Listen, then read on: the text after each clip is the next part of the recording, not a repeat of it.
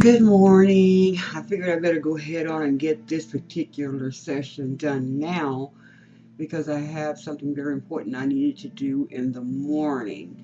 So I want to make sure you get your morning session and get prepared for the day. But this is what I want to tell you. In this particular session, each one is to prepare you for that addictive thinking, to break it and to change your thought system. But this one may just rub you a little bit because you might say, well, no, that's not the way I act. That's not what I believe. But we're going to be talking about what we perceive this morning, how we focus on different things, and what people think about us or the way we see a situation, things that matter to us most. And so I want to talk to you briefly about that and just kind of ruffle your feathers about perception and discernment and seeing in the spirit. Believe it or not, everybody that we come in contact with on a daily basis, whether it's in a grocery store, if you spend a few minutes with them, or y'all hit it off in conversation, exchange phone numbers or whatever, these people that we run into reveal a whole lot about ourselves. Because people will draw away from you depending on your attitude, or they're going to draw close to you if they believe that your personality is one that's like a magnet or like a sponge, that they really enjoy being around you, or in other words, y'all click. And so we got to know that everyone that gets into that particular realm of our lives are divinely appointed.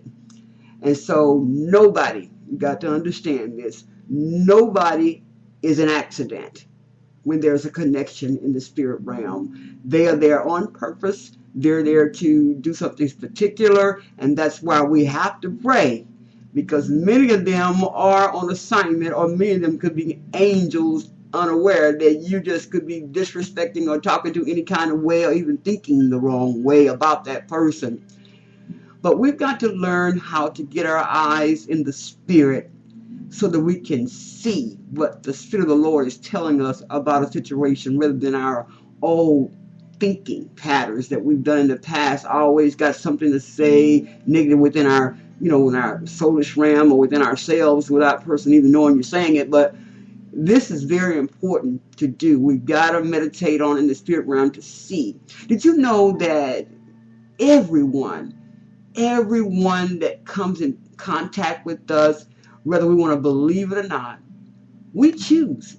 We choose these people to determine whether or not if they're going to be in our space, if they're going to be, taking time out with them or what have you. But we determine this by this discernment. We determine this by this intuition or this perception.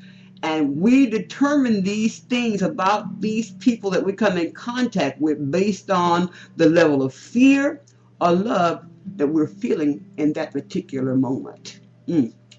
It depends on what level you're at, whether you're feeling sad or wore out or bored or disgusted or frustrated or whatever you're at on that level. But it has to do with these two particulars, the fear or the love in that particular moment. We ain't going to leave out the anger. But our perception really reveals our strength, but we've got to look at the weakness areas as well. And as you begin to look at the weak areas, we got to remember that when we make decisions, we got to make the decisions from what we see in our eyes and in the natural, what God is really wanting us to see in the spirit. That's very important to know. And so I want to share that, again, that the perception may be our strength, but it's also going to reveal our weaknesses. And it's also going to show us whether or not if we need some correction in that, or if we need some healing.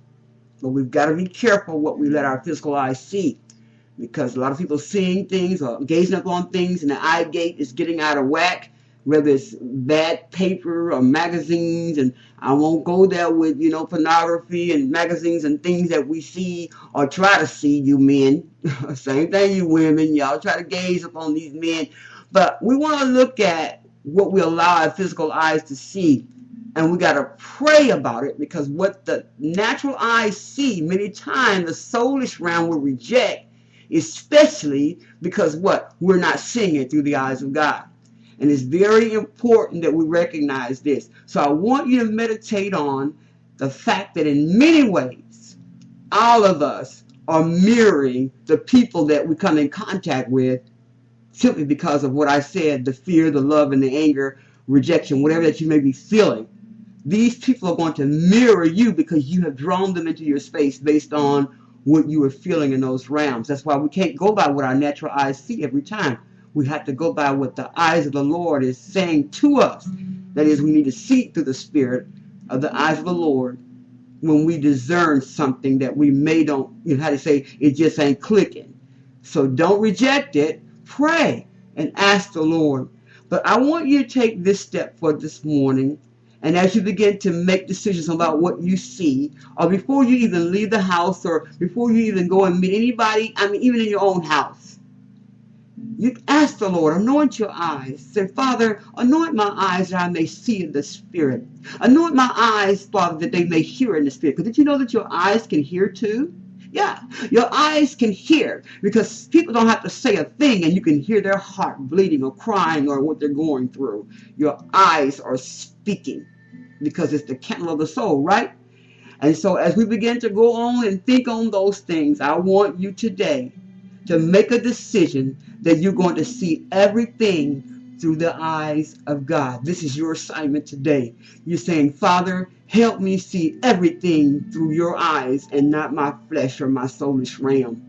And so today you want to present yourself with opportunities to see people that you know, even the people that you have in relationships with, to try to see whether or not if that stinking thinking or that addictive thoughts are going to come back.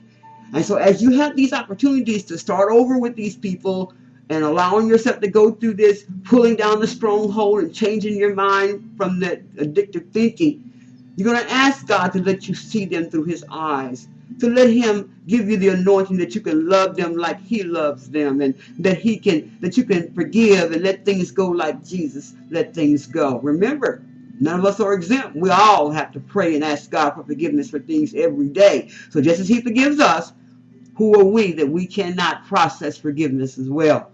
And so I want you to meditate on that. I want you to remember those things and those times that you know that you fulfill God's will in writing the things down, the things that you know you're encountering with the person, the way that they make you feel when you see them. Some people are still dealing with some whole lot of unforgiveness with people right in their own house, their husband or their friends. You need to write it down. What was that thing that you saw that was probably deception? You perceived it the wrong way. And so we've got to make sure that we're seeing things through the eyes of God. That's your assignment today. Say, Father, help me to see it through your eyes. And Father, I want to fulfill this particular assignment, knowing that as I write the things down, that you're going to help me to only see things through your eyes. And remember, you got to pray about what you see in your soulish realm. And as you reject it and say, Father, I want your eyes in the Spirit, God then and only God can purify and sanctify your eyes for this next dimension in your life. God bless you. Guess what? It's up to you. I love you. Talk to you next time.